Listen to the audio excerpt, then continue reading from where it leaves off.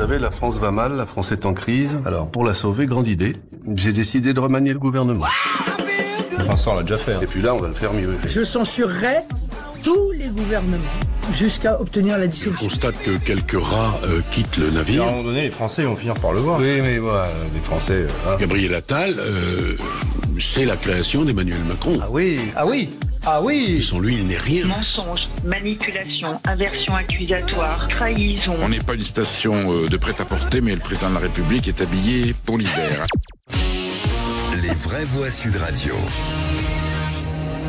Et on remercie Marie, notre réalisatrice en direct de Sud Radio, bien entendu, pour ce talent.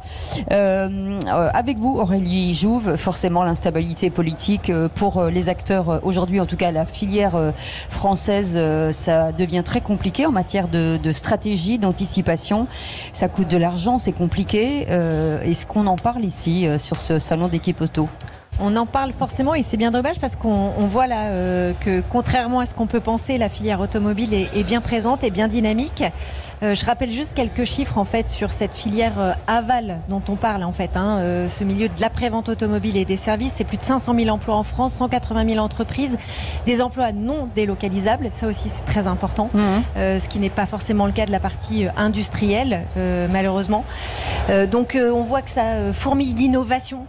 Donc ça veut dire des stratégies à long terme avec des investissements colossaux et forcément cette instabilité politique elle crée aussi beaucoup d'attentisme, de flou et elle coûte cher surtout parce que ça veut dire pédaler, rétro-pédaler, revenir sur des décisions stratégiques qui auraient pu être prises.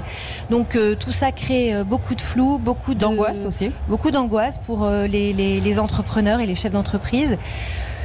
Donc oui, il est temps que les choses puissent un petit peu se mettre en place et devenir un peu plus visibles. Je me tourne vers le grand économiste Eric Revel. Deux choses, vous, la voiture et l'économie, forcément c'est un peu votre dada si je puis dire. Qu'est-ce qu'on peut imaginer, qu'est-ce qu'on peut penser? Est-ce qu'aujourd'hui les entreprises passent outre ou finalement elles naviguent à vue? Non, mais non, elles ne passent pas outre du tout. Alors ce qui est vrai pour le secteur automobile, qui à mon avis est quand même devant une inquiétude majeure. C'est-à-dire, vous avez raison de dire qu'il y a un certain nombre d'emplois de la filière qui ne sont pas délocalisables, mais dès l'instant où les chaînes de production de voitures vont être ailleurs, alors il va y avoir un sujet pour les jobs qui sont non délocalisables. Parce que si vous avez moins de voitures à peindre, à chausser, à réparer, par définition, ça va être compliqué. Moi, sur le fond, je pense... Allez-y, Aurélie. Non, oui. Mais on a quand même un parc roulant de plus de 40 millions de véhicules avec un âge moyen du véhicule qui ne fait qu'augmenter. Donc il faut s'en occuper. Il faut les réparer, il faut décarboner, parce que ça c'est une réalité. Donc pour le moment, on est loin d'avoir une réduction, je pense, des emplois sur ce segment-là en tout cas. Mais juste, Cécile, pour répondre plus complètement, il y a le secteur automobile dont on parle là, mais tous les secteurs sont un peu à l'arrêt, puisque quand vous n'avez pas de stabilité politique, vous investissez pas. Si vous investissez pas, vous participez pas à la croissance économique.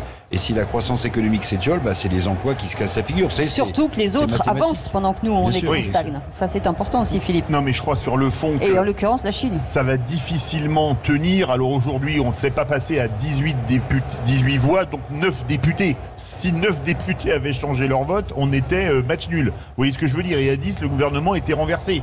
Moi, je crois que la question, ça ne peut pas tenir parce que déjà, la suspension de la réforme des retraites, comment est-ce qu'on fait pour la suspendre? Et puis question, pour faire un dossier de retraite, ça prend 6 mois.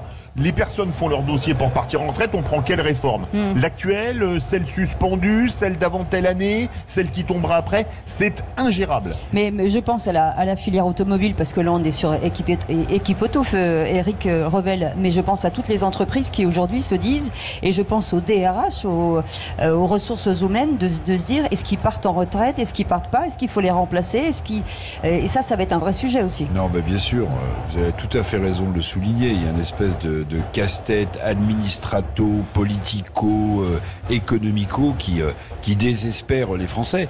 Puis quand même un petit chiffre qu'il faut avoir en tête. Moi, je suis plutôt là pour... j'aime l'optimisme. On a plein d'atouts dans ce pays. Il faut jamais cesser de le répéter. Mais un petit chiffre. Vous avez eu pratiquement 7000 faillites d'entreprises au mois de septembre de faillites, en France. Mois après mois. Record depuis 2009. Et c'était la suite de la crise des subprimes. Voilà. Donc, si vous voulez, il y a quand même Et n'oublions jamais que ce sont les PME et les TPE qui font l'emploi dans ce pays. les PME et les TPE, c'est pas les grands groupes du CAC 40. Donc voilà, tout ça, c'est comme des signaux d'alarme. Bon, restons positifs, mais vous avez raison, Cécile, on est quand même dans une sorte d'impasse. Est-ce qu'il aurait fallu aujourd'hui la dissolution, Éric Revel, pour remettre tout à plat et se dire arrêtons de tirer sur la... Si vous voulez, la dissolution, d'abord, les 2 motions de censure dont parlait Philippe David, qui ont été repoussées, celle du RN et celle du LFI, il faut voir quand même le peu de participation.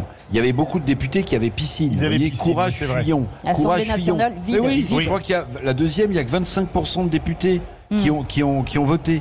Donc ça veut dire que les autres, ils n'ont pas voulu, voilà. Mais en fait, ils défendent leur job, les députés. Donc la dissolution, eux, la plupart ne la voulaient pas. Mais c'est parce qu'on leur demande. Mais bien sûr, c'est parce qu'on leur demande. Mais ils ne la voulaient pas. Donc si vous voulez, c'est ce que disait De Gaulle, la petite soupe sur le petit feu qu'on fait cuire, c'est exactement ça.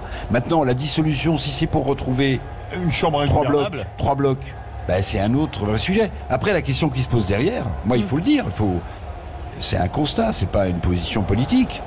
Bien que je penserais que c'est pas la bonne chose, mais la question du maintien du chef de l'État à l'Élysée se posera s'il y a une nouvelle dissolution et qu'il y a un nouveau Premier ministre renversé. Mais ça, je suis bien d'accord, mais il y a une question qui se pose quand même sur ce budget. On en a beaucoup parlé depuis le début de cette émission. On est le pays le plus taxé au monde. Le pays le plus taxé au monde. Donc il y a des sources d'économie. Ça, c'est pas possible autrement. Ou alors, c'est qu'on est vraiment une exception française qui vise à être encore plus socialiste que l'ex-Union soviétique, d'accord ? Je parle pas de la Corée du Nord pour pas être outrancier. Regardez, qu'est-ce qu'on dit ? On dit, on va mettre une taxe sur les voitures d'occasion. On va taxer le bioéthanol. On va taxer le B100. Il n'y a pas une piste d'économie qui est envisagée. Moi, ce que j'attendrais, dans le pays le plus taxé au monde et avec un déficit et une dette exponentielle, c'est qu'on ait des gens qui aient le courage de regarder le dossier, de dire, bon, là, on peut gagner tant de milliards. Là, on peut gagner tant de milliards. Les agences d'État qui font doublon, triplon, quadruplon, ça coûte plus de 80 milliards. Et on n'arriverait pas à trouver 30 milliards comme ça, autrement qu'en augmentant les impôts. Mais on est chez les dingues. On est chez les dingues. Et le pire, c'est que certains disent, ah mais il faut d'autres impôts, il faut mettre une taxe sur les véhicules d'occasion, il faut mettre, alors le grand n'importe quoi qu'on nous a chanté comme une mélopée pendant des jours entiers à la télévision et à la radio sur la fameuse taxe Zuckman, qui est un grand n'importe quoi. On prend le problème complètement à l'envers. Il ne faut pas créer des impôts, il faut baisser les dépenses. Et une fois qu'on a compris ça, on peut quand même avancer. Éric Revel, rappelons qu'aussi la voiture est un objet de travail pour la plupart. Et quand je dis objet de travail, c'est celui qui vous emmène au bureau ou c'est celui qui vous permet d'avoir vos outils dans la voiture. Ben oui, il ne faut jamais l'oublier, notamment dans nos territoires. La plupart des gens ont 2 voitures, des couples, non pas pour se faire plaisir, mais parce qu'ils ont besoin d'avoir 2 voitures pour aller à leur job. Il y a des transports en commun qui sont pas très efficaces, donc il faut 2 bagnoles. Donc parfois, vous imaginez... il n'y en a pas du tout en province, il faut le rappeler aussi. Bien sûr. Donc vous imaginez la difficulté aujourd'hui. Les questions de pouvoir d'achat sont énormes dans ce pays. On a une crise sociale qui est latente. Bon, voilà, tout ça, c'est quand même à mettre sur la table. Je vous avais promis d'être optimiste. Ah oui, c'est vrai. Donc je le suis. Mais si vous voulez, non, il y a quand même, pardon, mais il y a quand même des sujets qui s'accumulent. Ouais. Et qui, depuis 8 ans, suivez mon regard, n'ont fait que s'accumuler. Absolument. Aurélie Jouve, ce qui est important de dire, c'est que cette filière automobile des équipementiers, il y a des grands groupes, mais il en parlait tout à l'heure, il y a des très petites entreprises, il y a des petites et des moyennes entreprises qui aujourd'hui sont ou à l'intérieur d'un groupe, mais ou aussi ce qu'on appelle encore aujourd'hui des commerces de proximité. Hein. Oui, beaucoup. En fait, il y a une très très grande diversité dans la filière automobile et encore une fois, et toujours surtout sur cette filière de la distribution des services et de l'après-vente automobile. Et donc sur Equipauto, c'est vrai qu'on accueille aussi bien de très grands équipementiers, de très grands groupes internationaux, mais de très petites entreprises. Et aussi d'ailleurs un salon, ça sert à ça, ça fait émerger parfois de belles petites pépites, on en découvre beaucoup. Et donc voilà. Et dans nos visiteurs, évidemment, on accueille aussi des acheteurs internationaux, mais aussi des garagistes, des distributeurs, des garagistes qui viennent en famille. Donc une très grande diversité à l'image de ce qu'est la filière automobile en France. Alors en 2017, Emmanuel Macron avait dit que c'était le quinquennat des femmes. Est-ce que cette filière se féminise ça commence à arriver. Hein. Alors on est en pleine journée de la mixité sur Equipauto. Et ben voilà. Et voilà, je dis pas ça. C'est pour ça qu'on est en parité sur le stand. Mesdames, de bonjour, bienvenue. Pour la première fois sur Equipauto, Poteau, on a dédié, en tout cas, grâce à Wave, les ailes de l'auto, on a effectivement consacré une journée non pas aux femmes dans la filière automobile, mais bien à la mixité, puisque c'est bien le sujet qui est cette parité et cette mixité dans toutes les filières. Alors on est encore qu'à 30% de femmes dans la filière automobile. Mais ça grimpe. Mais ça grimpe. Il y en a de plus en plus. On en voit de plus en plus dans les allées. On en voit de plus en plus à la tête des entreprises ou dans les départements. Mais moi j'ai envie de dire aux femmes, osez en fait. Oui. Osez envoyer vos CV. Oui, tout à fait. Et l'écart des salaires se réduit un peu à compétences égales et à poste égal dans votre secteur? Alors là, Joker, parce que moi de toute façon, vous voyez, c'est pas le tout de mettre des femmes en place. Il faut bien les payer. Faut bien les payer. Le plus grand féministe qu'on ait jamais vu, Éric Revel. Allez, vous restez avec nous dans un instant. Une directrice générale et une vice-présidente. On va parler de deux très beaux groupes, Continental et Valeo. Absolument. Et ben voilà, c'est la fête des femmes dans un instant. Absolument. Allez, à tout de suite. Mais Merci je reste beaucoup, quand même. Aurélie Gillot. Et vous restez avec nous. Allez, à tout de suite.